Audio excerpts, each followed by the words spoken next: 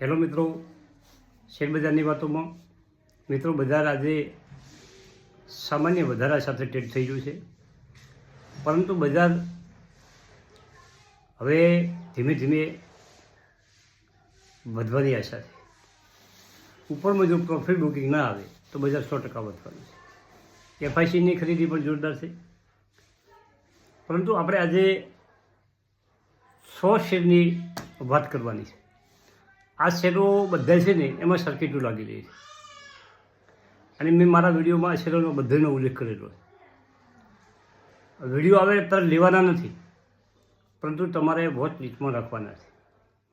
જ્યારે ઘટે અને લેવાનો ભાવ આવે એટલે લેવાના. મેં સતત બજાર ઘટતું હતું ત્યારે તમને કીધું હતું કે ભાઈ સારી કંપનીઓ મફતના ભાવમાં જ્યારે મળતી હોય ત્યારે શેર બજારમાંથી ખરીદી કરવી જોઈએ. હવે મેં મારા જે મેમ્બરશીપ છે એમને પ્રકાશ સ્ટીલ્સના શેરનું 8 રૂપિયાના ભાવે કીધું હતું, અને મારા દર્શકોએ મને ખૂબ કીધું હતું કે ભાઈ 8 રૂપિયાવાળો શેર કયો છે, પરંતુ મારા રડારમાં એ શેર ઘટ્યો હતો. પછી એનો મેં સતત અભ્યાસ કર્યો, એટલે હવે મને એવું લાગ્યું કે આ શેર ભલે ઘટ્યો હોય પરંતુ એમાં વધવાના દમદાર સંકેતો મળી ગયા છે. આજે 15% વધ્યો અને 9 રૂપિયા અને 76 પૈસા ઉપર ટ્રેડ થઈ ગયો. આ કંપની મારા પોર્ટફોલિયોની કંપની છે. મેં મારા મેમ્બરોને લેવા માટેની ભલામણ કરી હતી 8 રૂપિયાના ભાવમાં, અને 8 રૂપિયા નીચે આવી ગયો, અને આજે 9 રૂપિયા અને 76 પૈસા ઉપર ચાલી ગયો છે. તમે આ શેર તમારી નજરમાં રાખી શકો છો. 8 રૂપિયા આસપાસ આ શેર તમારે લઈ શકાય, અને 16 રૂપિયા થાય અને તમારે પ્રોફિટ બુકિંગ કરવું હોય તો તમે કરી શકો. બીજો શેર છે સેગ્યુલિટી ઇન્ડિયા. આ કંપનીનો આઈપીઓ આવ્યો હતો હમણાં, અને આઈપીઓમાં મને 500 શેર લાગ્યા હતા 30 રૂપિયાને ભાવે.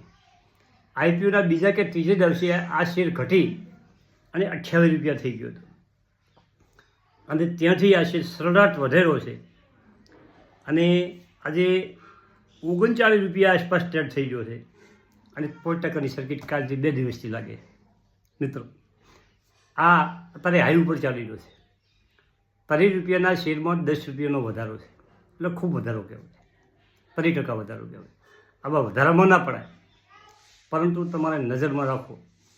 વધે છે એ પાછો ઘટે, જ્યારે ઘટે તારે એમાં નજર રખાય. બીજો શેર છે માધવ કોપર. આ 2 દાડા કે 2 કે 3 દાડા થયા છે. મેં એનો વિડીયોમાં ઉલ્લેખ કર્યો હતો કે ભાઈ આપણે આના ફંડામેન્ટ ચેક કરી અને હું તમને કહીશ, પણ તમે આ તમારે વોચ લિસ્ટમાં રાખજો. અને એ તારે 70-80 ચાલતો, આજે 81 રૂપિયા પર ચાલે છે, અને એમાં પણ સર્કિટ છે. મિત્રો ત્રીજો શેર છે બાયોગ્રીન પેપર. આ કંપનીમાં 15 દિવસની સર્કિટ લાગે, પણ જેમ પણ સર્કિટ લાગી છે એમ લોઅર સર્કિટ લાગવાની. મિત્રો જ્યારે લોઅર સર્કિટ લાગે અને લેવાનો ભાવ આવે તો તમારે એમાં એન્ટ્રી તમે કરી શકો છો. સુગ્લોન એનર્જી મિત્રો 90 રૂપિયાનો હાઈ જઈ અને અત્યારે 68 રૂપિયા ચાલે છે. 84 કે 90 રૂપિયા આવી ગયો હતો. આ શેર 60 થી 65 વચ્ચે થોડા ભેગા કરી શકાય, અને છેલ્લી કંપની છે લોયડ એન્જિનિયરિંગ. મિત્રો આ એ મારા પોર્ટફોલિયોનો છે, 79 રૂપિયા ઉપર ચાલે છે. ગુડ કંપની છે. થોડા ભેગા કર્યા. 12 રૂપિયાથી મેં આ શેર લેવાનું ચાલુ કર્યું છે. 32 રૂપિયામાં લીધા છે. 5000 ક્વોન્ટિટી પડી પેક કરી અને મૂકી રાખ્યા. સમય આપવાનો છે એને. હવે પ્રકાશ સ્ટીલ મારા પોર્ટફોલિયોનો છે, સેગ્યુલિટી ઇન્ડિયા મારા પોર્ટફોલિયોનો છે, સુગ્લોન એનર્જી મારા પોર્ટફોલિયોનો છે, અને લોયડ સ્ટીલ મારા પોર્ટફોલિયોનો છે. આ 100 કંપનીઓમાંથી 4 કંપનીઓ મારા પોર્ટફોલિયોનો છે. માધવ કોપર મેં નહીં લીધો, બાયોગ્રીન પેપર પણ મેં નહીં લીધો, પરંતુ મારા રડારમાં છે લેવાનો ભાવ આવે તારે જ બોલીશ. અને હવે પછી મિત્રો આ વિડીયોના ભાગમાં મારા અંકલના જે છોકરા છે નાના, આમ તો એવા જ છોકરા છે, એમને ફાર્મ હાઉસમાં 2 મકાન બનાવ્યા છે અને એના મુહૂર્તમાં જ અમે અત્યારમાં હતા. અને 2 દિવસ પછી મારા નાના ભાઈના છોકરાના લગ્ન છે, એટલે હું લગ્નમાં થોડોક વ્યસ્ત રહેવાનો છું. આજે પણ ક્યાં નીકળવાનો છું હમણાં કલાક પછી, અને રાધનપુરની મુલાકાત લેવાનો છું. રાધનપુર મારા થોડાક સંબંધીઓ છે, અહીંયા પણ ક્યાં આપવા જવાનો છું. તો મિત્રો આ બધું તમે નોંધ રાખજો. વિડીયો આવ્યો નથી છે લેવા, તમે એક વોચ લિસ્ટ બનાવી દો અને કંપનીઓ લખી રાખો.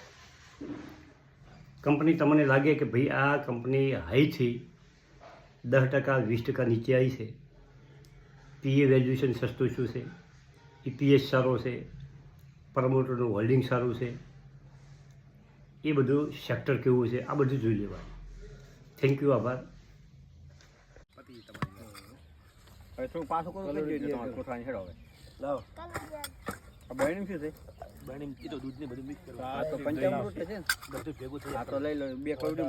આ છે અમારા ભરતભાઈ મિસ્ત્રી, દિયોદર તાલુકા અને કોંકરેજ તાલુકામાં તમામ મોટાભાગના ગામોમાં એમના કન્સ્ટ્રક્શન ચાલે છે અને સરસ મકાનો બનાવે છે.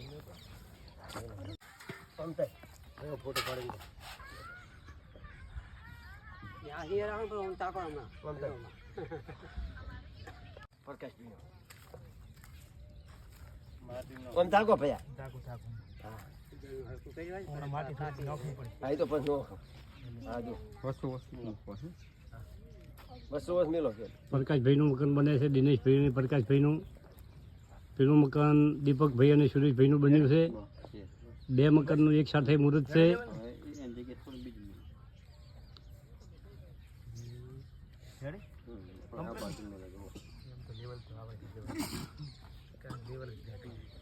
ટીનાભાઈ જો કે હમણાં તમારો ફોટો આવે યાર, કારીગર મોટા છો. આ અમારે નોના મિસ્ત્રી છે.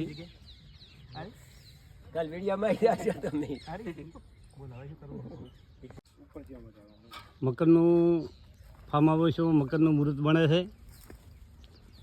2 ભાઈઓ બેઠા છે અને બાજુમાં ફાર્મ હાઉસ છે. લીંબડીઓનું વાવેતર કરેલ છે.